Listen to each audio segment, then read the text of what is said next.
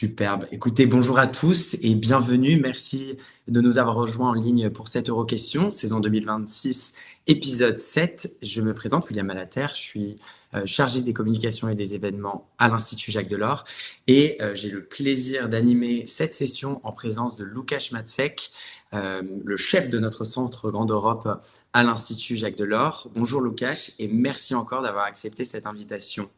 Alors, avant de te laisser développer ton analyse sur le thème de notre jour, les élections en Hongrie, j'aimerais rappeler aux internautes de poser leurs questions dans la section Q&A de cette Euroquestion pour que nous puissions traiter vos questions par la suite. Et également, voilà, j'aimerais rappeler deux, trois éléments de contexte qui vont animer notre Euroquestion et notre discussion de ce jour. Alors, dans moins d'une semaine, les élections en Hongrie vont prendre place et ce scrutin se joue dans un climat tendu et à la fois incertain. En 2022, nous introduisions un Euroquestion, d'ailleurs avec toi, Łukasz, comme invité sur les élections en Hongrie, en évoquant un duel plus ouvert qu'auparavant entre Viktor Orban encore et Peter Markizej à l'époque. Et ces campagnes avaient été marquées sous fond de restrictions des libertés, à la fois restrictions de la presse aussi, et des scandales à répétition. Cela n'avait tout de même pas suffi pour changer le scrutin à ce moment-là. En 2026, le constat peut être aussi assez similaire. On a encore des restrictions, un durcissement de ces restrictions, notamment envers les personnes LGBTQIA+, la presse, l'opposition hongroise. Ce qu'on pourrait dire a changé réellement aussi, c'est évidemment la situation économique en Hongrie, le climat géopolitique, et on a l'émergence d'un candidat dissident qui est proche, ancien proche du parti Fidesz, Peter Magyar, et son parti TITSA, qui fait la course dans les sondages ces dernières semaines. Alors, avec des conséquences lourdes évidemment pour l'Union européenne, ce scrutin dépasse évidemment le cadre hongrois. Et c'est sur cette question-là que nous sommes intéressés, savoir quel impact le départ de Orban pourrait avoir pour l'Union européenne. Alors, pour te présenter brièvement, Łukasz, tu es politologue tchèque et français, chef du Centre Grande Europe depuis 2022 à l'Institut Jacques Delors et spécialiste de l'Europe centrale et orientale. Alors, Łukasz, à la lumière des enjeux que je viens de présenter, plusieurs questions vont narrer notre requestion. Évidemment, on veut savoir, peut-on vraiment envisager qu'une élection de ce type est susceptible de faire basculer le pouvoir en Hongrie? Est-ce le moment clé au moment où Orban va pouvoir peut-être quitter le pouvoir? Et surtout, qu'est-ce que cela ferait concrètement, un départ d'Orban pour l'Union européenne? La parole est à toi. Bonjour et merci beaucoup William pour cette introduction et merci à toutes les personnes connectées pour leur intérêt. Alors effectivement, c'est un peu l'habitude de dire pour chaque élection que c'est la grande élection fatidique, etc. Mais effectivement, je pense que dans le cadre de cette élection, les enjeux sont assez élevés et on est face à une alternance politique possible et on pourrait même dire plausible, en tout cas si on en juge par les sondages. Je rappelle que depuis maintenant presque un an, à peu près tous les sondages, à en juger par exemple l'agrégateur des sondages publiés par Politico, donne une avance qui se situe entre 7 et 10 points de pourcentage au parti TISA de Peter Magyar sur le Fidesz de Viktor Orban. Euh, pour mémoire, lorsqu'il y a eu effectivement le sentiment que les choses pourraient basculer en Hongrie il y a 4 ans, les sondages étaient beaucoup moins favorables à l'opposition. À l'époque, la plupart des sondages maintenaient quand même une légère avance de Fidesz, bon, qui finalement s'est creusée et qui s'est avérée beaucoup plus importante dans les urnes. Mais là, on est vraiment sur une situation qui est très très différente, encore une fois, à en croire les sondages, ce qui, bien évidemment, est quelque chose qu'il faut faire avec beaucoup de précautions. Alors, il y a aussi un certain nombre de choses qui ont changé depuis 4 ans. Il y a aujourd'hui une force d'opposition sans précédent depuis 2010. Je crois que jamais Viktor Orban n'était confronté à ce défi-là. Tout ça dans un contexte d'usure de pouvoir après 16 ans à la tête du pays, euh, un nombre quand même très significatif de scandales concernant notamment l'enrichissement de son entourage, de sa famille, etc. On a un parti TISA qui a une dynamique extrêmement forte et durable, qui a commencé à percer au moment des élections européennes en 2024 et qui maintenant, depuis plus d'un an, caracole en tête de tous les sondages, comme je l'ai déjà évoqué. Et la grande différence aussi par rapport à 2022, c'est qu'en 2022, on avait un leader qui était aussi quelqu'un qui politiquement incarnait un peu des déçus du Fidesz, mais qui était à la tête d'une coalition très hétéroclite, qui regroupait des partis politiques extrêmement divers, idéologiquement et politiquement.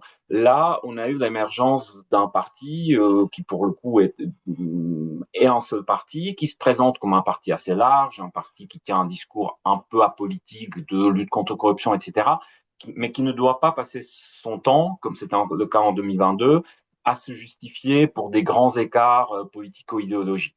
Donc ça, c'est une grosse différence. Et par ailleurs, les autres partis d'opposition ont plutôt laissé le champ libre à ce parti. Et encore récemment, il y a encore quelques jours, il y a certains candidats de gauche, notamment à Budapest, qui ont décidé de retirer leur candidature, mort dans l'âme évidemment, puisqu'ils laissent la place à un ancien du Fidesz en espérant qu'il va battre le Fidesz, mais en considérant qu'effectivement c'est le moment où il faut avoir le courage de faire ce genre d'actes politiques. Euh, on a aussi du coup une alternative qui peut vraiment séduire les déçus de Fidesz, parce que demander à des anciens électeurs de Fidesz de passer vers une coalition où figurent de près ou de loin des successeurs du pouvoir socialiste d'avant 2010, c'est extrêmement compliqué compte tenu de la polarisation et les schémas idéologiques, on va dire, qui structurent la vie politique hongroise. De ce point de vue-là, passer chez Peter Magyar, qui est un homme issu du Fidesz, qui est un ancien homme du système Fidesz, c'est sans doute plus rassurant. Et il semblerait, en tout cas les sondages le montrent, c'est que les électeurs de l'opposition traditionnelle, et notamment les électeurs de gauche, même s'ils doivent certainement pas apprécier Peter Magyar et son parcours, ils sont prêts à parier sur lui dans l'espoir de faire partir Viktor Orban. C'était une campagne assez difficile pour Fidesz. Il y a eu des loupés, si je puis dire. Et d'une certaine manière, cette drôle d'histoire sur les explosifs trouvés en Serbie, je trouve que c'est un peu à l'image de cette campagne, c'est-à-dire quelque chose où ça laisse surtout l'impression de quelque chose d'étrange, de bizarre, de pas très bien ficelé. Et quelque part, on dirait que Viktor Orban et son parti ont perdu cette grande capacité de mobilisation et de campagne qu'ils avaient par le passé. Encore que, là encore, il faut sans doute relativiser et ne pas les donner perdants plus vite que raisonnable. Mais en tout cas, il y a un doute, y compris dans le camp de Fidesz, on peut sentir une forme de doute sur la capacité à gagner à nouveau. Tout ça s'inscrit dans un contexte où les préoccupations de l'opinion publique ne favorisent pas non plus le Fidesz, avec les questions économiques et sociales qui semblent dominer dans les préoccupations. Là, je me base par exemple sur des sondages qui ont été faits par l'Institut Gallup, qui montrent clairement que ce qui domine, ce sont des préoccupations liées à la gouvernance, à la corruption, à la dépense publique, et puis à tout ce qui touche à l'économie et pour vous donner une idée, tout ce qui est politique, gouvernance, lutte contre la corruption, etc., on est à peu près à 28% d'électorat qui considèrent que c'est une préoccupation prioritaire, alors que quelque chose qui autrefois a pu être le fonds de commerce de Viktor Orban, à savoir la question d'immigration et de réfugiés, c'est seulement 2% de l'électorat qui ont spontanément évoqué cette question. Les questions internationales, la question de la guerre en Ukraine aussi, semblent relativement bas dans l'ordre de priorité de l'électeur. Autrement dit, les sujets qui semblent déterminer principalement le vote des Hongrois sont des sujets sur lesquels Viktor Orban est embêté par son propre bilan. Avec dans un pays où quand même à peu près 2 tiers de la population, selon certains sondages, considèrent que le pays va dans la mauvaise direction, contre seulement à peine 1 tiers qui considèrent que le pays avance dans la bonne direction. Voilà, il y a plein d'indicateurs qu'on pourrait citer. Je ne voudrais pas être trop long, donc je vais juste donner 2 exemples. Le premier, c'est que si on prend le PIB par habitant, la Hongrie s'est fait depuis 1 ou 2 ans dépasser de courte tête, mais dépasser quand même par la Roumanie. Je pense que c'est quelque chose qui n'est pas simple pour l'électeur hongrois. Autrement, et en tout cas, ça empêche Viktor Orban de se positionner en un leader qui aurait un bilan économique formidable. Hein. L'écart entre la Roumanie et la Hongrie en 2010, lorsqu'il a pris le pouvoir, était à peu près de 12 ou 13 points de pourcentage au profit de la Hongrie, et désormais la Roumanie l'a dépassé à peu près d'un point.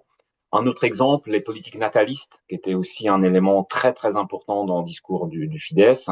Or, les chiffres de ces derniers mois sont plutôt désastreux et tentent plutôt à montrer que ces politiques n'ont pas fonctionné. Alors, Viktor Orban réagit en disant que sans ces politiques, ça serait encore pire, mais c'est sans doute genre de défense qui ne convainc que très faiblement. Voilà donc pourquoi c'est une campagne qui se passe dans un contexte difficile, avec un électorat d'opposition qui, là encore, selon les sondages disponibles, semble un peu plus mobilisé que l'électorat derrière le gouvernement. Par exemple, lorsqu'il s'agit de la volonté de participer aux élections, les électeurs de TISA, selon un sondage de l'Institut Politico Capital en Hongrie, selon ce sondage-là, qui était fait en novembre dernier, enfin les données étaient ramassées en novembre dernier, 95% des électeurs de TISA se disent très motivés pour aller voter, alors que pour les électeurs de Fidesz, c'est 86. C'est pas un écart énorme, mais c'est quand même une différence qui peut être significative. Et on a d'autres indicateurs qui vont un peu dans ce sens de sentiment que les électeurs d'opposition pourraient être davantage mobilisés que les électeurs du Fidesz. Et puis peut-être un dernier élément, toujours dans le même sondage de Politico Capital, lorsqu'on interroge les électeurs indécis sur le parti pour lequel ils ne voteraient certainement pas, 41% ont répondu Fidesz et seulement 16% ont répondu TISA. Donc là encore, on dirait que chez les indécis, où cette élection, comme toujours, peut se jouer, Fidesz n'est pas dans une situation très favorable. Encore une fois, à en croire le sondage en question. Il y a bien évidemment des sondages, notamment des sondages des instituts proches du gouvernement, qui donnent des chiffres bien différents. Donc, il faut évidemment se méfier de tout cela. Alors, tout ça traduit aussi un pays profondément divisé, mais là encore, si par exemple je reprends le sondage de l'Institut Gallup que j'ai déjà cité, on voit que sur des questions un peu structurantes, souvent les électeurs qui s'identifient ni avec TISA ni avec Fidesz penchent légèrement et parfois fortement plutôt du côté de l'opinion qui domine chez les électeurs de TISA, qu'il s'agisse de la question de la liberté de la presse, qu'il s'agisse de la relation à la Russie ou à l'Union européenne, qu'il s'agisse de l'état de l'économie, etc. Donc tout ça, effectivement, plaide pour le scénario d'une alternance politique en Hongrie au bout de 16 ans du pouvoir de Viktor Orban. Cela dit, je pense qu'il faut certainement pas considérer que cette élection est, entre guillemets, pliée. Alors, j'ai déjà évoqué plusieurs fois la question de fiabilité des sondages. Il faut quand même faire très attention, surtout en Hongrie où le paysage médiatique est, on va dire, particulier. Et puis, on a aussi un système électoral hongrois qui peut avoir des effets qui sont difficiles à anticiper et difficiles à mesurer dans les sondages. Alors, je ne veux pas rentrer dans les détails, mais juste je rappelle que c'est un système électoral relativement complexe, avec 106 sièges qui sont pourvus par le système majoritaire uninominal à un tour, c'est-à-dire une simple majorité relative suffit dès le premier tour. Et c'est là où ça peut se jouer à très peu de choses dans pas mal de circonscriptions. D'où aussi l'importance de maintien ou pas de certains, entre guillemets, petits candidats. Et puis, il y a un maximum de 93 sièges qui sont distribués selon un scrutin proportionnel de liste, avec la méthode de distribution des restes appelée méthode d'Hondt. Euh, et après, avec toute une série de spécificités très hongroises, avec par exemple un découpage électoral qui est souvent sujet à interrogation quant à son équité et quant à sa capacité à favoriser les candidats de Fidesz. Il y a aussi une méthode de compensation avec un transfert des voix du système des circonscriptions uninominales au système de scrutin de liste. Bon, tout ça est fait pour favoriser plutôt un parti, enfin le gagnant de l'élection, surtout s'il est en face d'une opposition morcelée. Toute la question est de savoir si ces effets majoritaires euh, pourrait cette fois-ci jouer au profit de TISA. C'est là où finalement, même un résultat relativement serré dans les urnes peut se traduire par une majorité très forte au Parlement ou pas. Et encore une fois, beaucoup de choses vont se jouer dans des circonscriptions à un niveau très local. Il y a aussi la question du vote des Hongrois de l'étranger, avec là encore quelque chose de très controversé, qui est le fait qu'en fait la loi électorale hongroise de fait met en place un système de deux catégories de Hongrois de l'étranger. Il y a les Hongrois des minorités nationales des pays voisins qui peuvent voter par correspondance et qui traditionnellement votaient massivement pour Fidesz, encore que récemment, il y a eu un sujet hongro-slovaque où Peter Magyar s'est pas privé d'attaquer Viktor Orban sur ce terrain qui normalement est son terrain de prédilection. Donc même chez les Hongrois des minorités voisines, peut-être que la position de Fidesz n'est plus ce qu'elle était. Et puis la deuxième catégorie, ce sont des Hongrois expatriés qui, eux, ne peuvent voter que en se rendant physiquement à l'ambassade du pays où ils résident. Et là, pour le coup, c'est une population qui, d'habitude, vote plutôt pour l'opposition. Donc tout ça fait qu'effectivement, cette élection elle reste ouverte. Il y aura beaucoup de choses qui peuvent se jouer sur un plan très local et finalement, le résultat final peut dépendre de quelques dizaines ou centaines de voix dans telle ou telle circonscription, dans tel ou tel coin de la Hongrie. Il y a la question du vote des Hongrois de l'étranger qui peut jouer aussi. Et d'ailleurs, c'est la raison pour laquelle on n'aura pas forcément des résultats définitifs et fiables dans les heures qui suivront à la fin des élections. Il y a des analystes qui disent même que potentiellement on pourrait devoir attendre des jours, voire des semaines, surtout s'il y a des contestations, des recomptes des voix, etc. Donc ne soyons pas trop impatients. Il faudra peut-être attendre et c'est peut-être pas lundi matin, lundi 13 matin qu'on saura si l'alternance aura lieu ou pas. Et puis évidemment, il y a la question aussi si un incident majeur pourrait encore perturber la campagne d'ici dimanche. Bon, là, évidemment, je ne vais pas rentrer dans des spéculations, mais c'est quand même une question qui est beaucoup dans les esprits. Alors, quel est l'enjeu pour l'Europe? Et je vais terminer là pour pouvoir passer aux questions, si vous le voulez bien. Bon, évidemment, il y a des grandes attentes en Europe, en tout cas de tous ceux pour qui Viktor Orban était un partenaire difficile, voire plus que difficile. Donc, autant dire aujourd'hui la majorité, la grande majorité des États membres. On sait que sur nombreux dossiers stratégiques pour l'Union européenne, Viktor Orban se retrouvait en position de bloquer, d'empêcher le consensus européen, notamment sur les questions liées à l'Ukraine, mais pas seulement. Donc évidemment, la question c'est est-ce qu'une alternance politique en Hongrie pourrait changer cette situation? Et puis, il y a au contraire des forces politiques très proches de Viktor Orban qui espèrent son maintien, que ce soit des forces au sein de l'Union européenne, toutes les forces, on va dire, nationales populistes pour faire rapide et simple, avec toutes les nuances qu'on pourrait apporter à cette expression. Et puis, en dehors de l'Union européenne, bah, évidemment, le mouvement MAGA et la Maison-Blanche actuelle apprécieraient que Viktor Orban reste au pouvoir. Et je pense que c'est encore plus une préoccupation stratégique pour le Kremlin. Alors, est-ce qu'une victoire hypothétique de Peter Magyar changerait tout ça? Je crois qu'il faut vraiment faire du management des attentes, si je puis dire. Je crois qu'il faut surtout pas croire que toutes les difficultés qu'on a pu avoir par le passé, entourant la Hongrie et sa place au sein de l'Union européenne, vont disparaître du jour au lendemain. Pour plusieurs raisons. Déjà, Peter Magyar, à moins qu'il gagne une majorité qualifiée, une majorité de 2 tiers qui lui permet de changer la constitution, etc., ça va être quand même compliqué et on sait à quel point, par exemple avec l'exemple polonais, on sait à quel point il est difficile de libéraliser, entre guillemets, un État illibéral. Tout ça dans un pays, la Hongrie, où cette transformation de l'État vers un modèle illibéral est beaucoup plus ancrée et beaucoup plus forte que ce qu'on a pu connaître en Pologne ou ailleurs. Il y a une sorte de l'État Fidesz qui va faire la résistance. Je veux dire, l'État est quand même très largement tenu par des gens qui sont loyaux à Viktor Orban et donc le nouveau gouvernement aura quand même fort à faire pour s'imposer face à tout ça, face aussi à des milieux économiques qui sont aussi très largement dominés par les proches de Viktor Orban. Et puis, il y a aussi la question de la volonté réelle de Peter Magyar, de ses convictions idéologiques profondes.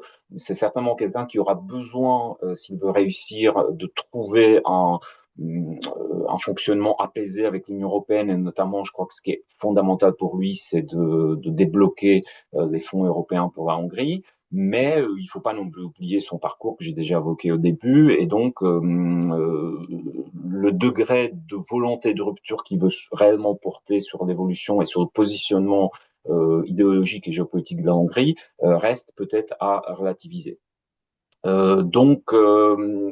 Voilà, je crois qu'il faut rester très prudent et très modeste quelque part dans les attentes.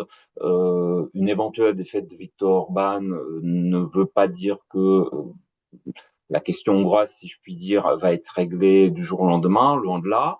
A contrario, une victoire de Viktor Orban risque de le renforcer encore davantage. Elle risque de le faire persister sur la ligne, parce que s'il gagne, c'est que sa ligne actuelle, qui est notamment beaucoup basée sur une mobilisation très forte contre l'Ukraine, contre l'Union européenne, en fait, ça sera validé par les urnes. Donc, il aura peu de raisons de souhaiter se modérer.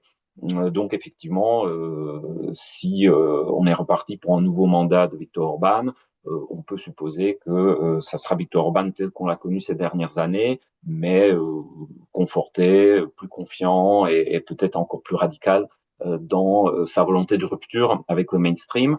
Après, beaucoup dépendra des autres échéances électorales en Europe. Et évidemment, l'année 2027 en France sera la préoccupation majeure pour toute l'Union européenne, mais ceci est un autre sujet.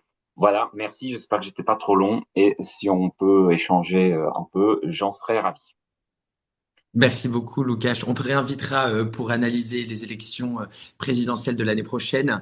Mais c'est vrai qu'on sent vraiment que ce scrutin hongrois est un premier test réel vers comprendre en fait le nouvel contexte géopolitique dans lequel on vit et je pense que ça se souligne de plus en plus avec toutes les questions qu'on reçoit qui touchent beaucoup à ce climat géopolitique dans lequel on vit.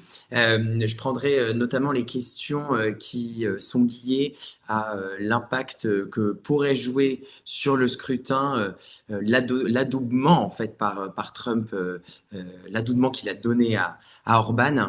Donc en fait, que pèse le soutien affiché de J.D. Vance et de l'administration de Trump à Orban?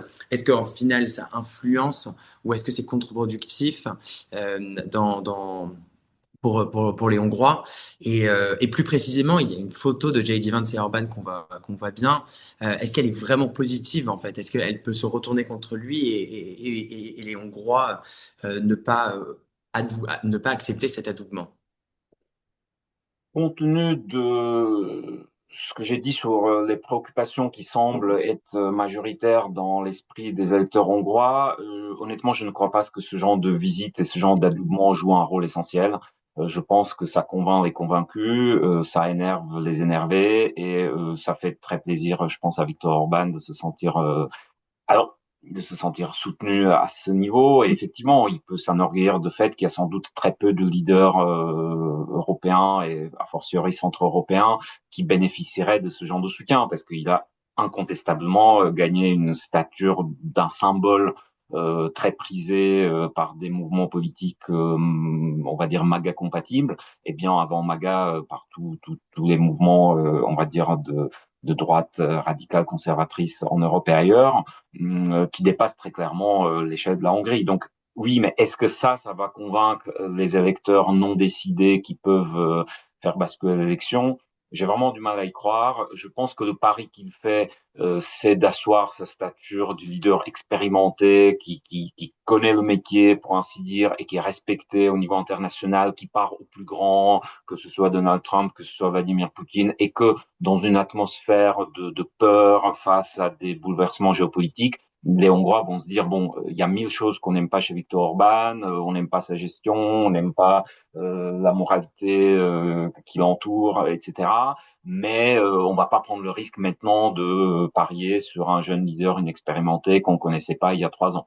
Euh, Maintenant, est-ce que ce pari peut être gagnant? Bah, si Viktor Orban gagne, bah, on aura une démonstration a posteriori que oui, mais je trouve que c'est quand même difficile. Je n'ai pas le sentiment et encore une fois, bon, après, il faudrait discuter avec des gens qui ont pu faire du terrain en Hongrie récemment ou avec des Hongrois eux-mêmes, mais je n'ai pas le sentiment que l'ambiance favorise cela, et donc je pense que c'est un grand spectacle qui va galvaniser l'électorat Fidesz traditionnel, mais qui ne fera pas bouger les lignes sur l'essentiel. Et c'est intéressant, on a d'un côté du coup tout cette influence du côté, je dirais de l'Ouest, donc des États-Unis qui joue dans cette élection, mais évidemment on a beaucoup de questions aussi sur l'influence qui vient plutôt de l'Est, donc notamment de la Russie. Quel est le degré d'injurance de la Russie dans cette élection? Est-ce qu'on a déjà eu voilà des canaux d'information qui sont remontés sur une possible ingérence russe? Quelle est l'influence de Poutine sur ce scrutin? Et plus largement aussi, quel rôle, alors tu l'as déjà évoqué, mais la question ukrainienne joue dans ce scrutin. Alors, évidemment, c'est difficile à dire parce qu'on part des choses qui sont difficilement vérifiables, mesurables, et évidemment, on peut être victime de différentes propagandes dans tous les sens. Par ailleurs, les mécanismes que l'Union européenne est en train de développer et qui sont encore relativement balbutiants pour protéger un État membre contre des ingérences, bah, en fait, ça marche si le gouvernement de ce pays souhaite en profiter. Quand c'est le gouvernement lui-même qui est plutôt, on va dire, dans des liaisons dangereuses avec ceux qui font de l'ingérence, évidemment, ces systèmes sont inopérants. Il y a effectivement dans la presse, on a pu évoquer différents éléments ou différents soupçons sur l'implication des services russes qui seraient entre guillemets à la disposition de la campagne du Fidesz, notamment pour tout ce qui était dénigrement de Tissa et de Magyar, etc. Bon, encore une fois, difficile à vérifier. Et là encore, j'aurais tendance à dire que c'est peut-être un tout petit peu comme pour la visite de J.D. Vance. Je vais prendre un exemple concret. Il y a un jour ou deux, on a publié ce qui est censé être la transcription d'un dialogue entre Viktor Orban et Vladimir Poutine. Je pense que c'est typiquement le genre de document qui va convaincre les convaincus dans le sens dans lequel ils sont déjà convaincus, c'est-à-dire les pro-Fidesz vont dire, bah, vous voyez, il parle de manière aussi directe avec un grand leader du monde. Et puis les autres vont dire quelle horreur, il est en train de s'abaisser, voilà, de faire du zèle auprès d'un dictateur sanguinaire. Est-ce que ça touchera les indécis dans des proportions fortes? je, je suis assez sceptique là-dessus, mais encore une fois, je suis pas forcément la meilleure personne pour en juger. Très intéressant. Et je pense que ce scrutin et l'après ce scrutin va, comme tu l'as rappelé, être très long. On a différentes questions, je pense, qui touchent à cet après, notamment celle-ci. Quelle réaction attendre de la part de Viktor Orban s'il perd les élections? Est-il susceptible d'accepter ce résultat? Et comment l'État hongrois, comme tu l'as remarqué, qui s'est tourné et qui s'est construit autour de lui, réagira en fait à avoir peut-être perdu ces élections? Alors peut-être que je serais confondu d'une grande naïveté par les évolutions à l'avenir, mais je pense que justement avec cette question, on touche à ce qui fait que la Hongrie, malgré tout ce qu'on peut penser de système que Viktor Orban a mis en place en Hongrie, et tout ce côté illibéral, voire autoritaire qu'il a pu construire, il n'en est pas à ce qu'on peut connaître de la Géorgie ou a fortiori de la Russie ou de la Biélorussie. Et je pense que le fait aussi qu'il s'agisse d'un État membre de l'Union européenne crée quand même un cadre qui rend des excès difficiles, voire impossibles. Donc, j'ai quand même du mal à imaginer un scénario d'une falsification massive et d'une utilisation des forces de l'ordre pour empêcher l'opposition de faire reconnaître sa victoire, etc. Je pense que c'est vraiment un scénario extrême qui me paraît pas à l'ordre du jour. D'ailleurs, Viktor Orban lui-même a déjà dit publiquement que en politique, parfois on gagne, parfois on perd, et donc il avait l'air de parler d'une manière assez légère de l'idée qu'il pourrait aussi perdre. Bon, dans les faits, lui et son entourage, ils ont énormément à perdre, c'est évident. Donc c'est clair que c'est une inconnue. Mais voilà, j'estime que je sortirai un peu de mon rôle et que je rentrerai vraiment dans de la spéculation gratuite que de penser. J'ai plutôt tendance à penser que la légalité qui est très tordue, parce que je pense qu'il y a beaucoup de choses qui rendent, et ça fait des années en fait, ça fait plusieurs campagnes en arrière, où les observateurs internationaux s'accordent pour dire que que les élections sont libres mais pas équitables. Et donc, effectivement, il y a énormément de choses qui font que, effectivement, Tissa ou n'importe quel parti d'opposition qui veut se battre contre Viktor Orban se bat dans des conditions qui sont défavorables et qui, je pense, dans une démocratie saine, ne devraient pas être aussi inégales. Mais d'ici là, à empêcher que le résultat des élections soit respecté, j'y crois pas trop. Ce qui pourrait être compliqué, c'est si l'élection est extrêmement serrée. C'est-à-dire si ça se joue à quelques sièges au Parlement, on pourrait rentrer dans une phase qu'on a connue dans d'autres pays d'Europe centrale par le passé, où pendant des semaines ou des mois, il y aura des tentatives de débaucher le nombre nécessaire de parlementaires en face. Et on peut rentrer là encore dans des choses très malsaines et très mauvaises pour la démocratie. Mais voilà, en termes de d'évolution négative, c'est un peu le maximum qui me paraît aujourd'hui envisageable. Je ne vois pas un scénario à la géorgienne ou à la russe en Hongrie. Écoute, je vois l'heure qui tourne. Je vais te poser une dernière question avant de finir cette question. Une question rapide et qui touche à la dimension peut-être aussi européenne du coup qu'on a évoqué de ce scrutin. Et la question de Peter Magyar, c'est souvent quelque chose qui revient. Est-ce qu'on peut le considérer comme un pro-européen d'un côté, et donc voilà, voir quelles sont peut-être les divergences qu'il a avec Orban sur l'Europe.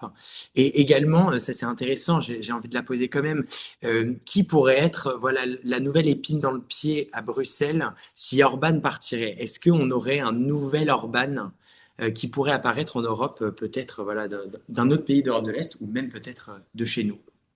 Alors, ce sont plutôt deux questions. À la première question, je dirais que je pense qu'il y a des chances que Peter Magyar soit un peu Viktor Orban de 2012. Donc un membre plutôt loyal du PPE, qui fait pas trop de vagues à Bruxelles, mais qui demande quand même aussi au PPE de fermer les yeux sur certaines choses et certaines décisions qu'il prend chez lui, entre guillemets. Et c'est assez cohérent avec son profil et avec son parcours politique. Euh, il sera pris en tenaille entre le besoin de d'améliorer les relations avec l'Union européenne et de trouver du côté de l'Union européenne, que ce soit au niveau des autres États, au niveau des institutions ou au niveau du Parti populaire européen sur le plan politique, du soutien euh, des décisions favorables qui vont l'aider à mener à bien et à tenir les promesses qu'il a faites dans les élections aux citoyens hongrois. Et en même temps, il sera toujours menacé par les menaces d'être un traître. Je veux dire, l'image qu'en fait Viktor Orban depuis que Peter Magyar est entré en politique, c'est que c'est une marionnette contrôlée par la Commission européenne, par Soros, enfin voilà, on connaît un peu le répertoire. Donc ça va être compliqué parce que, et surtout si jamais il a une majorité parlementaire fragile, dans un contexte économique et social qui va pas changer du jour au lendemain vers le mieux, c'est peut-être plutôt le contraire qui va se passer, si le monde va dans une mauvaise direction, etc. Donc ça va être très très compliqué et il sera constamment dans un jeu de équilibriste, de ne pas décevoir et de ne pas faire penser à Bruxelles entre guillemets que finalement c'est un Orban bis de qui on peut rien obtenir de positif, et de ne pas se faire complètement déborder du coup par une critique qui sera évidemment très dure et très violente, je pense, du côté du Fidesz. Donc il sera obligé de jouer ce jeu-là. Maintenant, il le joue d'une certaine manière en tant que, enfin, au Parlement européen où il a un certain nombre de députés élus, lui-même est élu, mais bon, pas très assidu. Et donc on voit qu'effectivement, ce sont des parlementaires PPE assez standards, me semble-t-il, sauf certains sujets comme Mercosur, etc. Mais globalement, encore une fois, on retrouve, je trouve, un schéma assez familier, c'est-à-dire les premières années de Viktor Orban. Par rapport à la deuxième question, pardon, c'était ah oui, probablement. Est-ce qu'on pourrait Ah oui, avoir est-ce un qu'il y a nouvel Orban? d'autres Orban? Alors là, je pense que pas vraiment. C'est-à-dire, je pense que justement, Viktor Orban a su construire au fil des années, je l'ai déjà mentionné, cette espèce de statut d'une sorte de superstar chrétienne conservatrice illibérale, en revendiquant tout cela, en théorisant tout ça aussi. Hein, je veux dire, le mot illibéral, c'est lui qui l'a théorisé, popularisé, et aussi à cause de sa longévité. Donc j'ai vraiment du mal à croire que quelqu'un comme Robert Fico ou Andrei Babiš, pour prendre deux exemples d'Europe centrale, bon, je vais pas élargir sur le reste de l'Europe, j'ai un peu du mal à croire qu'il serait à la fois capable et même motivé pour essayer de reprendre ce rôle-là. Et je pense effectivement que sans... En fait, je pense typiquement c'est des leaders qui, lorsque il y a une résistance hongroise à une décision européenne, ils se joignent volontiers en second. Mais s'il n'y a plus l'épicentre hongrois et s'ils sont un peu tout seuls à décider est-ce que je vais dans ce conflit avec le mainstream de l'Union européenne ou pas, bah, ils vont y penser quand même plutôt deux fois et ils risquent peut-être de se réfugier dans l'abstention ou dans ce qui était souvent d'ailleurs et longtemps la ligne de Viktor Orban aussi jusqu'en 2015-18 à peu près, c'est-à-dire dire tout le mal qu'il pensait de telle ou telle décision européenne, mais l'appliquer quand même. Et même au-delà de 2018, en fait, il a fait ça avec les sanctions contre la Russie pendant assez longtemps, etc. Donc non, je pense que pour le coup, pour le camp politique que représente Viktor Orban, sa défaite est une perte difficilement compensable, sauf effectivement c'est une évolution dans un grand pays européen dans les années à venir qui reprendrait le relais. Mais dans l'état actuel des choses et dans le casting politique de l'Europe et notamment de l'Europe centrale, euh, disons que la seule nouvelle bascule de la Pologne aux prochaines législatives polonaises, mais qui sont pas encore là demain, pourrait quelque part, d'une certaine manière, voilà, un retour du PiS au pouvoir en Pologne pourrait, d'une certaine manière, remplacer la perte de la Hongrie du point de vue de ces forces politiques-là. Et c'est pas gagné d'avance. Donc, non, ça là, pour le coup, je pense pas qu'il y a un nouvel Orban qui va immédiatement remplacer l'actuel. Très bien. Écoute, le temps est écoulé, mais on attendra tous alors les résultats hongrois. À la fois, on verra le déroulé dimanche et les résultats qui découleront par la suite. Merci encore, Loukas, d'avoir accepté cette invitation. Oui. C'était un réel plaisir d'échanger avec toi. Et merci à nos internautes pour leurs questions. Et cette question sera disponible sur YouTube et également vous sera envoyée par mail pour le replay. Et je vous retrouverai pour la prochaine question. Au revoir, merci beaucoup. Merci, bonne fin de journée. Au revoir.